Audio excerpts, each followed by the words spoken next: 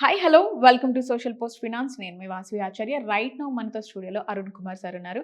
Mutual fund distributor, MF legend and wealth architect. సార్ని invite చేసి full information నేను ఈ వీడియోలో ఇస్తాను. సో తప్పకుండా వీడియోని ఎండ్ వరకు చూడండి, ఎక్కడ కూడా స్కిప్ చేయొద్దు.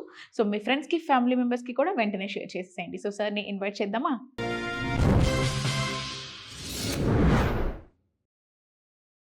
Sir, so AI, banking, defence, energy ఇవన్నీ కూడా ప్రెజెంట్ మార్కెట్లో చాలా ట్రెండింగ్లో ఉన్నాయి sir.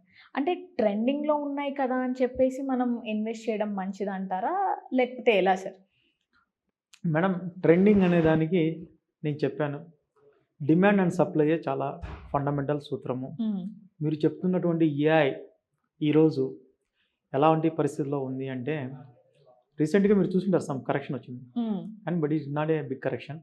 Again it is going to bounce back like a big way. Present ఏంటంటే ఏఐ వచ్చేసి ఒక 7-8 కంపెనీస్ ఆధ్వర్యంలో మేనేజ్ చేయబడతా ఉంది. సో ఈ యొక్క స్టాక్ ప్రైస్ అనేది చాలా హ్యూజ్ ప్రొజెక్షన్ ఉంది. దాదాపు 1:10x కంటే పైన ఉంది ఏఐ సెక్టర్లో. కానీ ఇప్పుడు ఏమవుతుందంటే, లేయర్ 1 అంటే టాప్ కంపెనీస్ మాత్రమే ఏఐని అడాప్ట్ చేసుకోవడానికి ముందున్న లేయర్ 2లో, లేయర్ 3లో, లేయర్ 4లో, మనం లేయర్ 5 మనం యూజర్స్ కాబట్టి మనం లేయర్ 5 అనుకుందాం.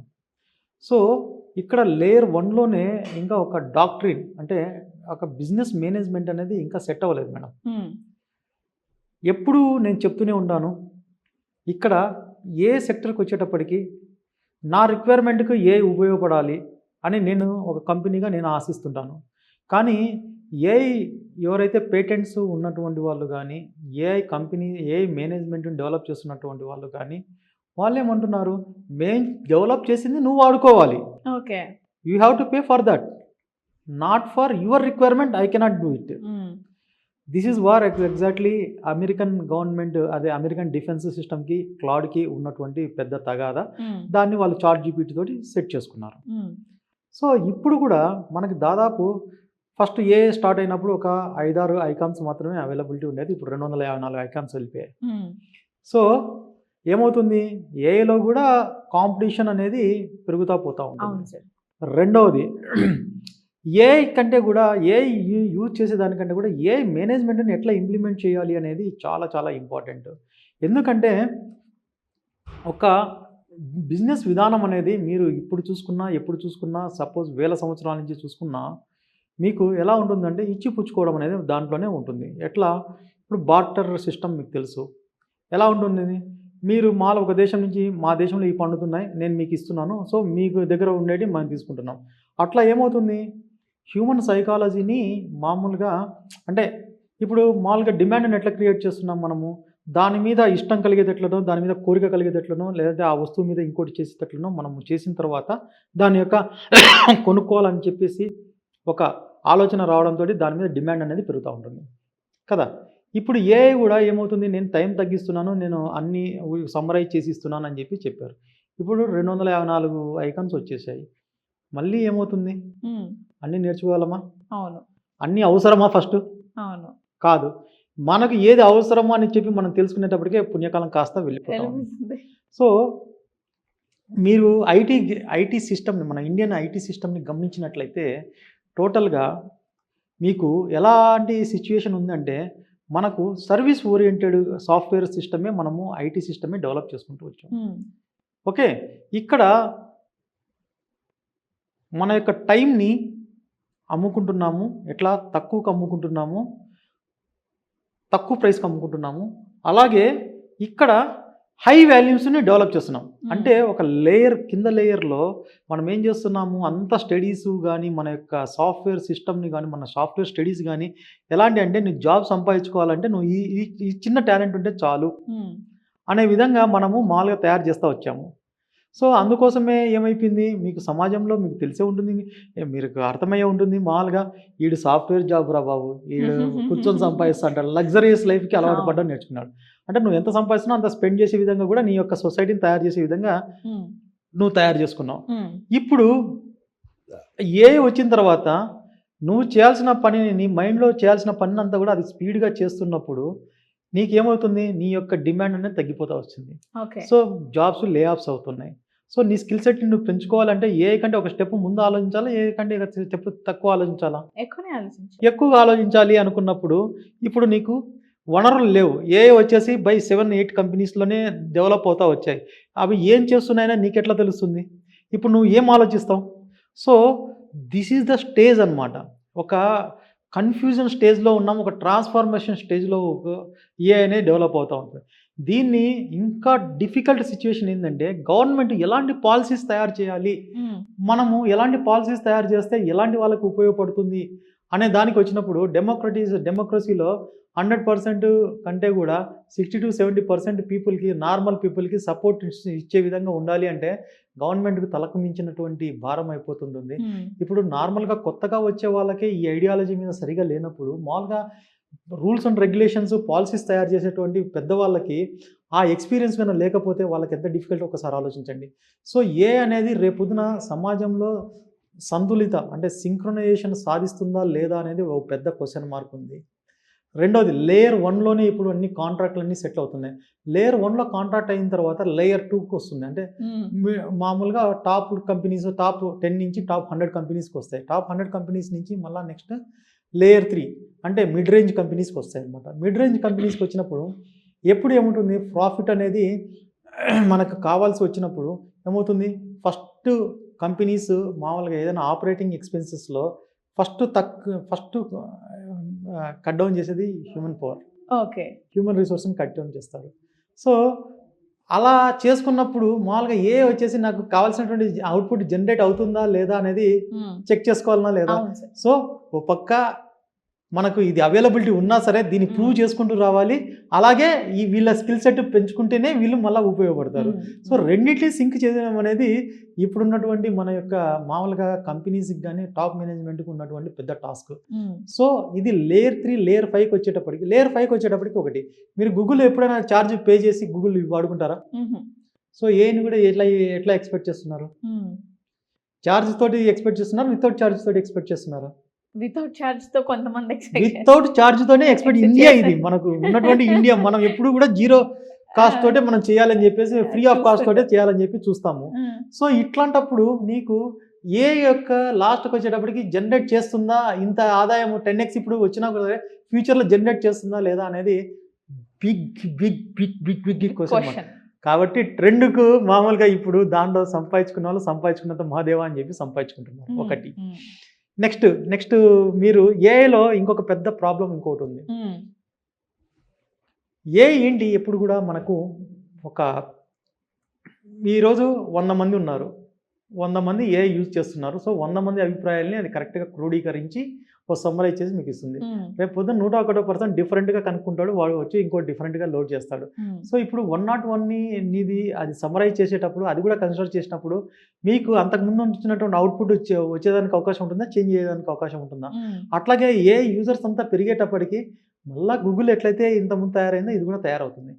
ఇది మేనేజ్మెంట్ అనేది ఒక స్టాండర్డ్ లెవెల్‌లో తీసుకోకపోతే మాత్రము దీనికోసమే మామూలుగా కంపెనీస్ అన్ని ట్రై చేస్తున్నాయి. సో నెక్స్ట్ ఆల్టర్నేటివ్ ఒకటి చైనా వాళ్ళు ఏదైనా కనిపెట్టారు అంటే మాత్రమే ఈ ఏఐ వచ్చేసి యూజర్ ఫైల్ లెవెల్లో యూస్ఫుల్గా ఉండడానికి అంటే యూజర్ లెవెల్లో ఒక యూస్ఫుల్గా ఉండడానికి అవకాశం ఉంటుంది. తప్పితే అంతవరకు ఈ ట్రాన్స్ఫర్మేషన్ స్టేజ్లో ఏమవుతుందంటే బిజినెస్ మోడల్ని ఎవరైతే టాప్ లెవెల్లో అర్థం చేసుకుంటారో వాళ్ళు మాత్రమే ఏఐ మీద ఎక్కువ సంపాదించడానికి అవకాశం ఉంటుంది. మిగతా వాళ్ళు మాత్రం చేతులు కాల్చుకోవడానికి ఎక్కువ అవకాశం ఉంటుంది.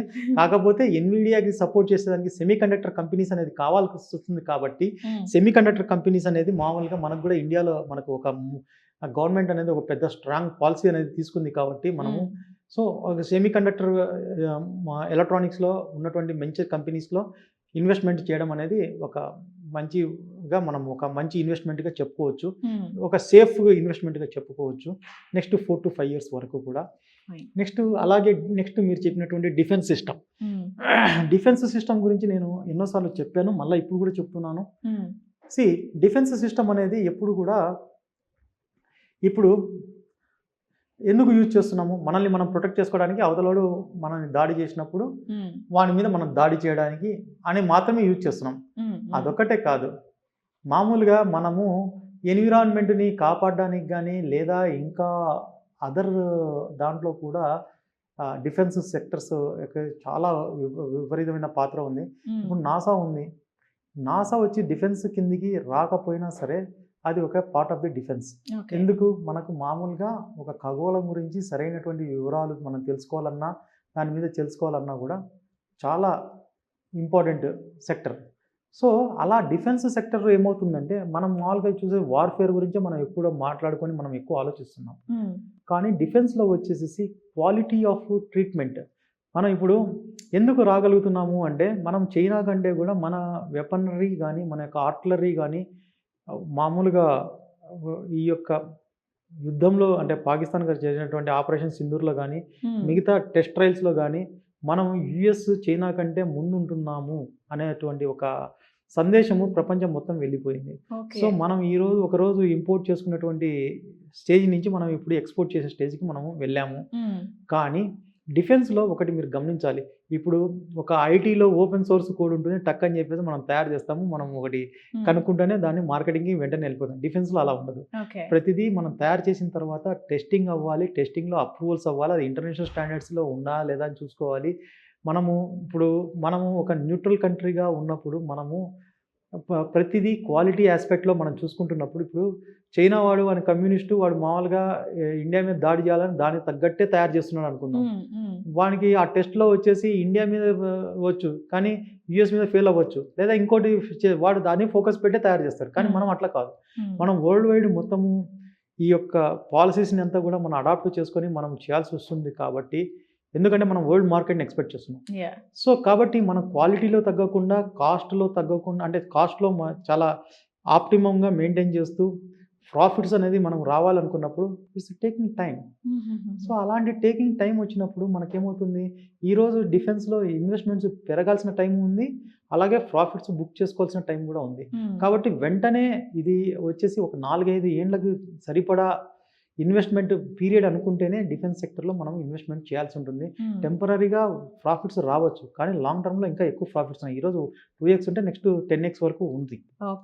సో కాబట్టి ఇది కూడా ఒక ట్రెండింగ్ అనేది ఇప్పుడు జరుగుతూ ఉంది. మీకు ఇంకా మెటల్స్ కూడా మనకు ఇప్పుడు ఒక దేశం అభివృద్ధి చెందాలంటే మెటల్స్ సెక్టర్ అనేది చాలా ఇంపార్టెంట్. సో మన గవర్నమెంట్ అనేది ఇప్పుడు ఇన్ఫ్రాస్ట్రక్చర్ మీద కాన్సన్ట్రేట్ చేస్తుంది కాబట్టి మెటల్ సెక్టర్ అనేది కూడా ఖచ్చితంగా నెక్స్ట్ ఇప్పుడు ఉన్నటువంటి కన్సాలిడేషన్ సైకిల్ నుంచి ఆల్రెడీ అప్ సైకిల్లోకి వచ్చిందండి, ఎక్స్పాన్షన్ సైకిల్. ఇంకా కొన్ని రోజులు ఇదే సైకిల్లో మనం ముందుకు వెళ్ళాల్సినటువంటి అవసరం ఎంతో ఉంది. ఇప్పుడు మనకు ఒక సెక్టర్ ముందుకెళ్ళాలి అనుకుంటున్నప్పుడు మొత్తము ఫస్ట్ మీరు దాదాపు 64 సెక్టర్స్ మనకు ఉన్నాయన్నమాట. 64 సెక్టర్స్లో కూడా ఫస్ట్ అండ్ ఫార్మోస్ట్ మనకు ఒక ఇండెక్స్ విధంగా చూసుకుంటున్నప్పుడు నిఫ్టీ చూసుకుంటాము. నిఫ్టీకి బాగా వెయిటేజ్ ఎక్కువ ఉండేది ఏంటండి, బ్యాంకింగ్, తర్వాత ఐటీ సెక్టర్, ఆ తర్వాత ఫార్మా, ఇంకా మిగతా అన్నీ కూడా చిన్న వెయిటేజ్ 2%, 3%, 3% అట్లా ఉన్నటువంటి సెక్టర్స్ అన్నమాట. ఇలాంటి సెక్టర్స్ ఉన్నప్పుడు మొత్తము ఫస్ట్ నిఫ్టీ తర్వాత ఫస్ట్ మనకు ఇంప్రూవ్ అవ్వాల్సింది ఏంటి, బ్యాంకింగ్. ఎందుకు ఇంప్రూవ్ అవ్వాలి అంటే సపోజ్ ఒక ప్రోడక్ట్ డెవలప్ అవ్వాలన్నా, ఒక కంపెనీ ఎక్స్పాన్షన్ కావాలన్నా మనము అప్పు మీదనే ఆధారపడి ఉంటాం. సో అప్పులు ఇవ్వాలంటే బ్యాంకింగ్ సెక్టర్ స్ట్రాంగ్గా ఉండాలి. సో గవర్నమెంట్ పాలసీస్ దానికి సింక్ అవ్వాలి. సో ఇది ఫస్ట్ ఎప్పుడైతే బ్యాంకింగ్ సెక్టర్ అనేది అప్ అవ్వడం జరుగుతూ ఉంటుందో next further following consumption sector follow అవుతుంది, తర్వాత మిగతా సెక్టర్స్ మామూలుగా ఫాలో అవుతాయి అన్నమాట. సో ఎప్పుడైతే ఇన్ఫ్రాస్ట్రక్చర్ ఫాలో అవుతుందో ఇప్పుడు ఏమవుతుంది, మనం ఇప్పుడు బ్యాంకింగ్ సెక్టర్ అనేది కొద్దిగా స్టాగ్నేట్ అయింది రీసెంట్గా. ఇప్పుడు మిగతా సెక్టర్స్ ఏమవుతున్నాయి, consumer sector, real estate sector లాస్ట్లో రావాలి, కానీ ముందే ఎక్స్పెక్ట్ చేస్తున్నారు. ఎఫ్ఐఎస్ పెడుతున్నారని చెప్పేసి తొందరగా పెడుతున్నారు. మామూలుగా రీడ్స్ ఇవన్నీ వస్తున్నాయి, ఈటీఎఫ్స్ అన్నీ వస్తున్నాయి. సో ఈ సైకిల్ ఇంకా పూర్తి అవ్వలేదు. ఫస్ట్ ఏంటంటే బ్యాంకింగ్ సెక్టర్ ఇంకా టాప్ స్టేజ్ అంటే 52 వీక్ అయ్యి దాటి స్టెబిలైజ్ అవ్వాలి. దాటడం ఒకటే కాదు, స్టెబిలైజ్ అవ్వాలి. స్టెబిలైజ్ అయిన తర్వాతనే అది ముందుకు వెళ్ళడానికి అవకాశం ఉంటుంది. సో ఫస్ట్ బ్యాంకింగ్ సెక్టర్ అనేది సెక్టర్కి ముందు లేకుండా రియల్ ఎస్టేట్ సెక్టర్ కానీ మిగతా ఇన్ఫ్రాస్ట్రక్చర్ మీద కానీ మనము ముందుకెళ్ళడం అనేది అంత తెలివైన స్టెప్ కాదనేది నా అభిప్రాయం. సో కాబట్టి ఇప్పుడు మామూలుగా ఇప్పుడు ఉన్నటువంటి ఈ ట్రెండింగ్ సెక్టర్స్నే జాగ్రత్తగా అనలైజ్ చేసుకుంటూ ఏదైతే స్టాక్స్ ఫర్దర్గా ఇంప్రూవ్మెంట్ అవుతాయో దాన్ని మామూలుగా చేసుకుంటూ ముందుకెళ్ళాలని చెప్పి నేను కోరుకుంటున్నాను. Okay, thank you so much sir. So guys, ఇది ఇవాటి వీడియో. సో చూస్తున్నారు కదా అరుణ్ కుమార్ సార్ ఏం చెప్తున్నారో, మీకు ఫుల్గా అర్థమయ్యే ఉంటుంది. మీకు ఉన్న డౌట్స్ అన్నీ కూడా ఈ వీడియోలో క్లారిఫై అయిపోతాయి. ఇఫ్ ఇన్ కేస్ మీకు ఇంకేమన్నా డౌట్స్ ఉన్నా సరే, అరుణ్ కుమార్ సార్తో మాట్లాడాలన్నా సరే, నేను స్క్రీన్ మీద సార్కి సంబంధించిన డీటెయిల్స్ అన్నీ ఇస్తాను. ఒక్కసారి సార్కి కాల్ చేసి మీరు ఫుల్ డీటెయిల్స్ తీసుకోవచ్చు. సో ఇది ఇవాటి వీడియో. ఇంకో గెస్ట్తో నేను మళ్ళీ మీ ముందుంటాను. అంతవరకు ఛానల్ని ఫాలో చేయడం, సబ్స్క్రైబ్ చేయడం అస్సలు మర్చిపోవద్దు. This is Vasavi Acharya signing off.